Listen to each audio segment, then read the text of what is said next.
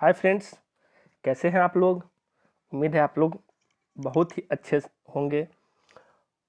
तो दोस्तों, स्वागत है आपका आपके अपने यूट्यूब चैनल इंग्लिश वाटिका पर। मैं हूं समीर सर और आज हम लोग सीखेंगे first flight prose chapter 1 a letter to God का अगला लेक्चर यानी लेक्चर 3। जी हाँ दोस्तों, ये lecture class 10th CBSE students के लिए काफ़ी इम्पोर्टेंट है। इस चैप्टर का 2 लेक्चर मैं पिछले वीडियो बना चुका हूं और उन दोनों लेक्चर में story a letter to God का डिटेल एक्सप्लेनेशन मैंने बताया।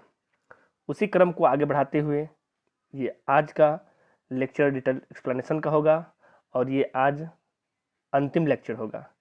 इसके बाद वाला जो वीडियो होगा अ लेटर टू गॉड का, वो इसके शॉर्ट समरी से होंगे और एक्सरसाइज से होंगे। दोस्तों, अगर आपने पिछले 2 वीडियो नहीं देखे हैं तो उनको देख लें ताकि आज का ये लेक्चर बिल्कुल क्लियर हो जाए और कहानी अच्छे ढंग से समझ में आ जाए। तो चलिए दोस्तों, शुरू करते हैं। लेकिन शुरू करने से पहले जो लेक्चर 2 में हम लोगों ने जो डिटेल एक्सप्लेनेशन किया उससे संबंधित कुछ ऑब्जेक्टिव क्वेश्चन कर ले। तो आज का पहला ऑब्जेक्टिव क्वेश्चन है, what amount of money did Lencho ask for God. मतलब कितने पैसे लेंचो ने गॉड से मांगे थे। यानी जब लेंचो गॉड को लेटर लिखता है तो वो उसमें कितने पैसे की डिमांड करता है। तो आई होप आपको याद होगा। फिर भी ऑप्शंस दिए हुए हैं। ऑप्शन ए है 70 पेसोज, ऑप्शन बी है 75 पेसोज, ऑप्शन सी है 100 पेसोज और D none of the above. तो दोस्तों, सही आंसर है 100 पेसोज। जी हाँ दोस्तों, लेंचो ने अपने लेटर में गॉड से 100 पेसोज की मांग की थी। नेक्स्ट क्वेश्चन है, who collects the money for Lencho.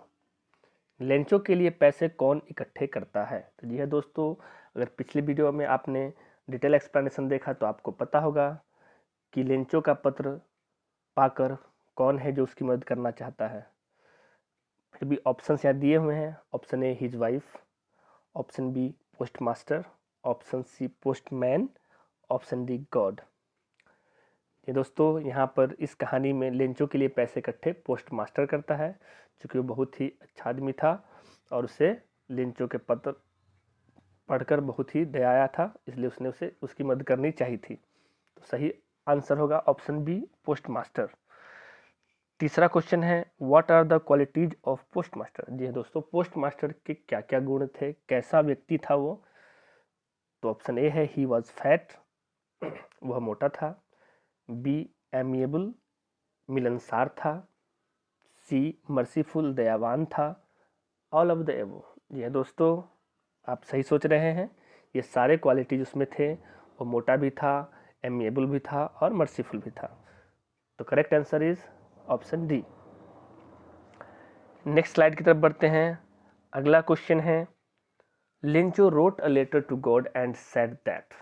Lencho ने भगवान को पत्र लिखा और कहा कि, क्या कहा, he need 100 pesos. Option B, he and his family will go hungry. Option C both A and B. Option D none of the above. ये दोस्तों, ऊपर के दोनों बात सही है। लेंचो ने उनसे 100 पैसे भी मांगे थे और ये भी बोला था कि अगर पैसे न मिले तो उसका परिवार और उसकी वह खुद भूखे रहेंगे, सालों भर उन्हें भूखा रहना पड़ेगा। तो इस हिसाब से ऑप्शन ए और बी दोनों सही है, इसलिए सही करेक्ट ऑप्शन जो होगा वो होगा सी, यानी बोथ ए एंड बी। ए और बी दोनों सही है। अगला क्वेश्चन है, ox of a man means. दोस्तों, ऑक्स ऑफ अ मैन का अर्थ क्या होता है। मैंने बताया था कि यह एक इडियम है, ऑक्स ऑफ अ मैन। और ऑक्स ऑफ अ मैन का मतलब स्ट्रॉन्ग मैन होता है, हार्ड वर्किंग मैन होता है या डिलीजेंट मैन होता है।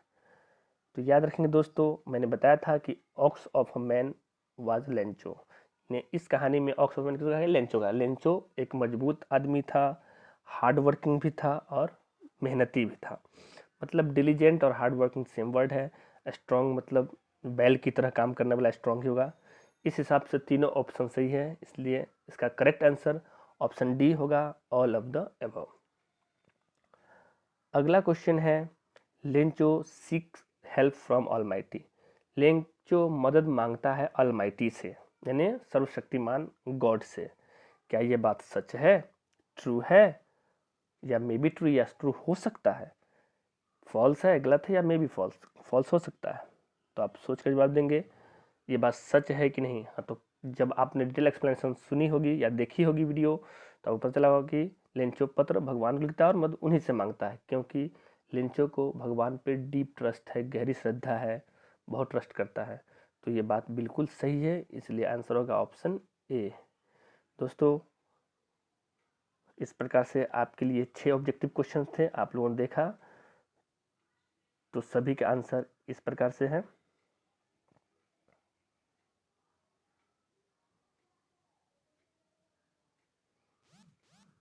इसका आंसर सी होगा, इसका बी होगा और इसका ऑल ऑफ द एबव होगा। इस प्रकार से आपने आंसर देख लिया। अब बढ़ते हैं आज के अगले एक्सप्लेनेशन की तरफ, जो कि आज का अंतिम एक्सप्लेनेशन है, और आज ये स्टोरी पूरी तरह समाप्त हो जाएगी। देखते हैं कहानी का अगला भाग। पिछले वीडियो यानी लेक्चर में हम लोगों ने जाना कि लेंचो पोस्ट ऑफिस जाता है, पत्र लिखता है और 100 पैसे की मांग करके चलाता है। The following Sunday Lencho came a bit earlier than usual to ask if there was a letter for him. यानी अगली संडे को क्या हुआ, लेंचो थोड़ा सा पहले ही पोस्ट ऑफिस आ गया। अ बिट अर्लियर, थोड़ा पहले, ना समय, जो समय होता है पोस्ट ऑफिस खुलने का उससे थोड़ा सा पहले ही आ गया, और ये पूछा कि क्या उसके लिए कोई पत्र है, मतलब जवाब उसका आया है। It was the postman himself who handed the letter to him, while the postmaster, experiencing the contentment of a man who has performed a good deed, looked on from his office. Postman ही था जिसने स्वयं पत्र को उसको दिया, hand over किया, किसको, लेंचो को। और जबकि जो पोस्ट मास्टर था वो अपने ऑफिस में से ही देखता रहा और इस बात का अनुभव करता रहा कि जिस व्यक्ति ने इतना अच्छा काम किया है, मतलब भगवान से हेल्प मांगने का काम किया है, क्या उसके चेहरे पे पत्र पाकर संतोष आता है कि नहीं, वो संतुष्ट होता है कि नहीं, यही देखने के लिए वो अपने ऑफिस से देखता रहा। लेकिन होता क्या आगे देखिए, Lencho showed not the slightest surprise on seeing the money. जब लेंचो ने पैसे देखे तो उसे जरा सा भी आश्चर्य नहीं हुआ, उसने कोई आश्चर्य नहीं दिखाया। भाई क्यों नहीं दिखाया? पैसे देखकर सचवा हिज कॉन्फिडेंस, क्योंकि ऐसा उसका आत्मविश्वास था, मैंने उसे विश्वास था कि गॉड उसकी मदद करेंगे ही, और इसलिए जब उसके पैसे मिले तो उसने जरा सा भी कोई सरप्राइज नहीं दिखाया, नॉर्मल रहा। But he became angry when he counted the money. लेकिन जब उसने पैसे गिने तो वो गुस्सा हो गया। God could not have made a mistake, भगवान ऐसी गलती नहीं कर सकता है। Nor could he have denied Lencho what he had requested, और नहीं गॉड कभी लेंचो को वो देने से इनकार कर सकता है जो उसने मांगा था। मतलब इतना विश्वास था उस लेंचो को भगवान पे कि वो जब पैसे गिनता है तो गुस्सा होता है पोस्ट मास्टर लोगों पर, मतलब पोस्ट कर्मियों पर। वो सोचता है कि भगवान तो कभी गलती कर ही नहीं सकते, और भगवान उसके लिए भी इनकार नहीं कर सकते जो उससे मांगा है, क्योंकि भगवान उसको बहुत मानते हैं और उससे भी भगवान में बहुत गहरी श्रद्धा है। देखिए आगे क्या होता है। Immediately Lencho went up to the window to ask for paper and ink.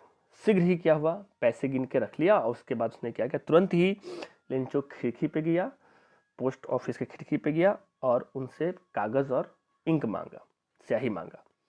On the public writing table. दोस्तों, हर पोस्ट ऑफिस में एक पब्लिक राइटिंग टेबल होता है, यानी सार्वजनिक लेखन की में जो सब लोग उस पर रख के लिखते हैं, उसको पब्लिक राइटिंग टेबल बुलाया जाता है।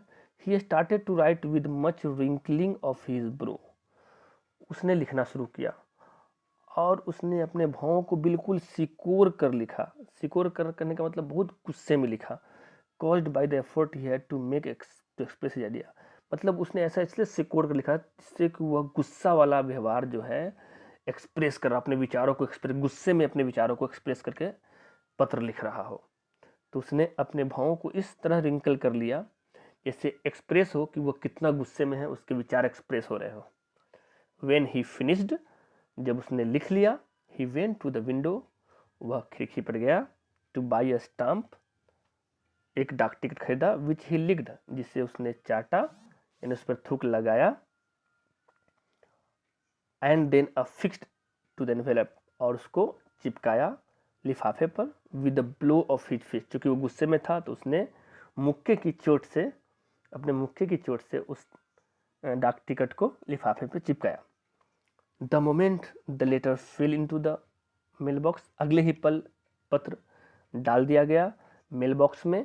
To the post master went to print, और जब पोस्ट मास्टर गया और पत्र को खोल कर देखा, इट सैड, उसमें लिखा था, यानी यहाँ पे वह कहता था, उस पत्र ने क्या कहा था, गॉड, भगवान, of the money that I asked for only 70 pesos reached me, जो पैसे मैंने आपसे मांगे थे उसमें से केवल 70 पैसे ही मुझ तक पहुंचे।